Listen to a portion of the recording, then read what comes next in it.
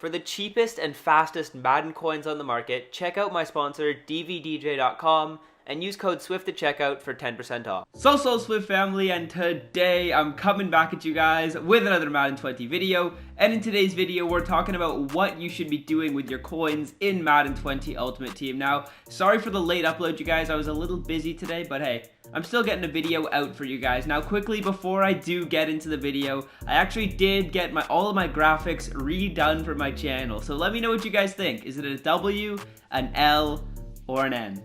And then says for neutral boys, and then means you don't care. I'm stealing that from Troy every single time I do it. So yeah, let me know what you guys think about the graphics. Drop a like on the video. Let's see if we can hit 100 likes. And we're grinding out to 15k subscribers as well, you guys. The goal is 15k before the Saints beat the Falcons on Sunday.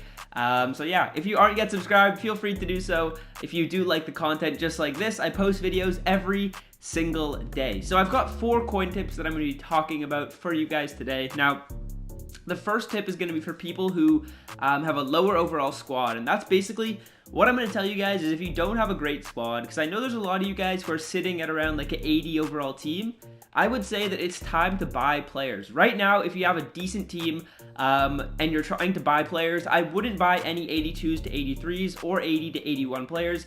I'd be looking at 84 overall cards, because in my opinion, that's when the cards actually start to have some pretty solid stats, and you can actually get some ballers in this category right here. So if you don't have a great team, I would recommend saving up to these 84s. I'm going to give you guys a few tips for players who I do like as I just scroll down here, and then I'm going to talk about the same type of concept but for people who have a better team. And then at the end of the video, I have 2 coin tips to make you guys some coins. But this first one right here, I'm just looking through the 84 to 85 filter. Aaron Jones is a pretty beastly budget card. 85 speed is very nice. Andrew Luck is a really good budget quarterback. And if you're just looking at like 83s or 82s, you're not going to find players who have good stats. I'd say this is where the stats start to get solid. Austin Hooper, I believe he has solid stats for a tight end. Yeah, he's going to have 77 speed, 74 run blocks. So that's solid for a tight end.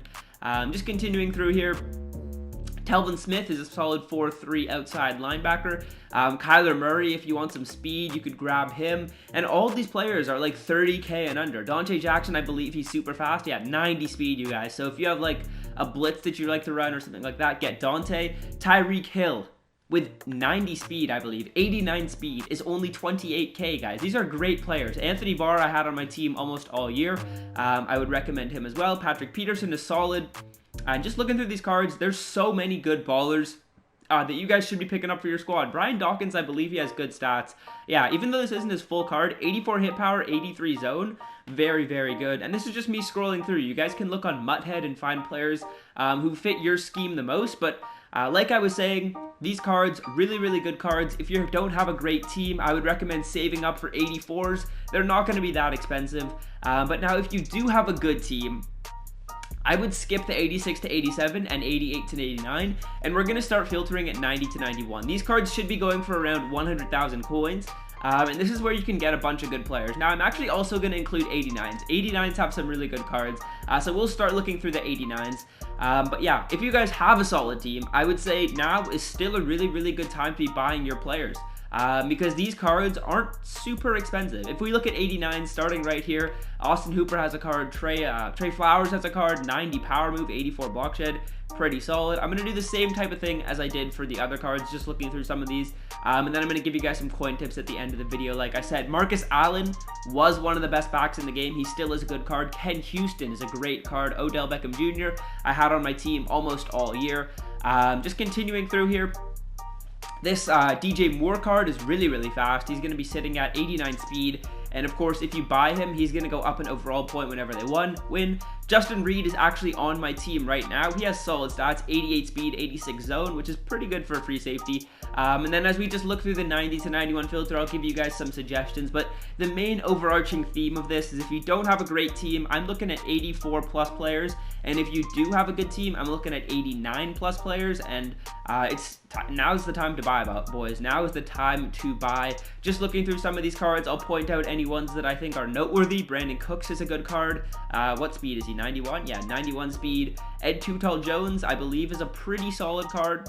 I don't think this is his full card, but he is pretty solid. Just continuing through here, David Johnson, pretty solid.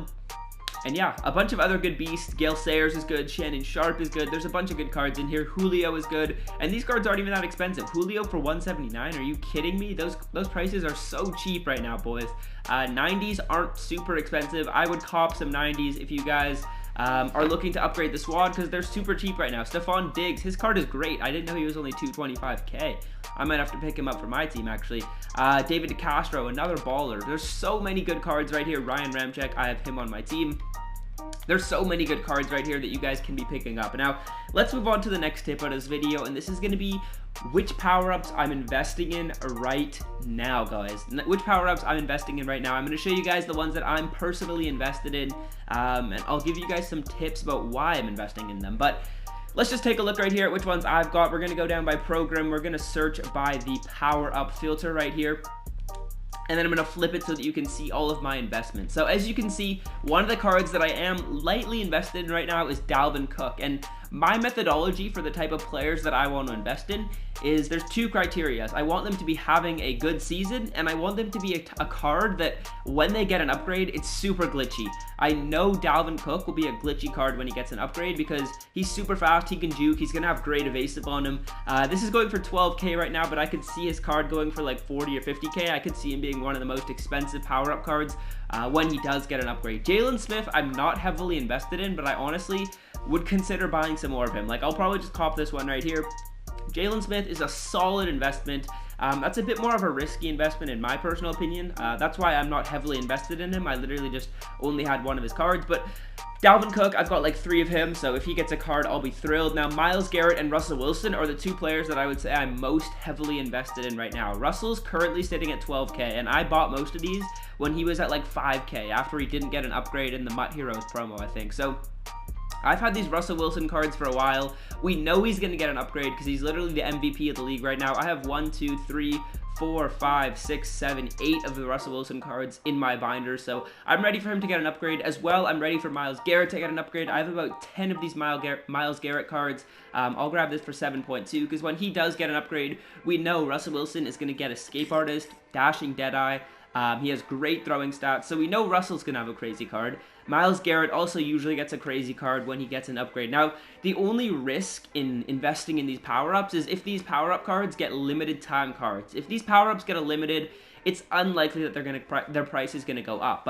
Or it will go up, but it's just not going to go up a crazy amount, and you're not going to make crazy coins, which is obviously what we want to do. But I mean, in my personal opinion, you guys have to be investing in these if you have a solid amount of coins. I can show you guys the auction house, and we'll just take a look at, like, for example, Tyreek Hill. He recently just got an upgrade. I believe his power-up wasn't sitting at a crazy price. I know a couple subscribers actually messaged me, or one subscriber messaged me, Mad Dog, shout out to you, about investing in the Tyreek Hill power-up card. So let's just take a look how much he's going for. He's definitely going for more than his base elite card, but let's just take a look. Tyreek right here.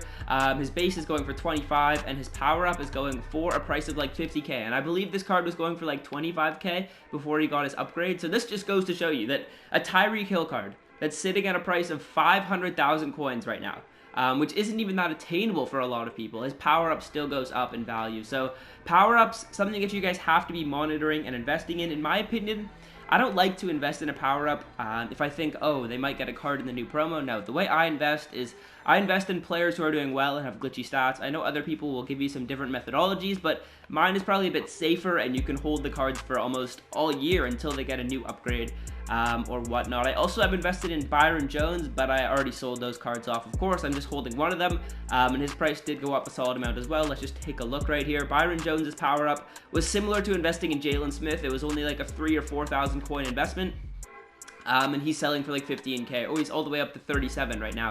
I sold actually a little bit early, but his power-up card is quite expensive right now. I probably should have held on to mine, but it is what it is. But yeah, that's going to do it for the power-up tips. Now, the last tip that I want to give you guys is just to kind of set aside a little bit amount of coins every single time you make some, because in my opinion, I always kind of want to have a buffer of like, I always want to have like 500,000 coins at least in my inventory, just so that way in case there's like a crazy coin method that comes out, or there's cards that you can invest in to make a ton of coins. I want to have the amount of coins to be able to participate in that. Now, of course, for a lot of you guys, it's going to be very different because you have less coins. But in my opinion, I always like to have some type of coin stack in my inventory. Let's just say you want to save about a quarter of the amount of coins that you have. So I have 2 million. I want to make sure I don't dip below 500k. So whatever amount you guys are sitting at right now, I would recommend keeping at least 25% of them whenever you make purchases. So let's say, for example, you're sitting at 100k and then you make some coins using one of my coin methods and you're up to like 150k. Then you just want to save 25% of that. It's as simple as that, you guys, when you're buying players, of course. So yeah, that is going to basically do it for the video. Tip number 1 is if you have a not so great team, I'm looking at 84 plus players and I'm buying them right now. Tip 2, if you have a good team, I would look at 89 overall players and buy them right now. Then power-ups, you can also invest in some specific ones that I did point out in this video. And finally, be sure to save some of those coins. That way you can participate if a new coin method comes out or just something you need to do with your coins comes out. So yeah, that's going to do it for the video. Hopefully you guys did enjoy. If you did, drop a like. Hit that subscribe button if you are not yet subscribed and you've made it all the way to the end of the video. And until next time, boys, I'm out. Peace. It means no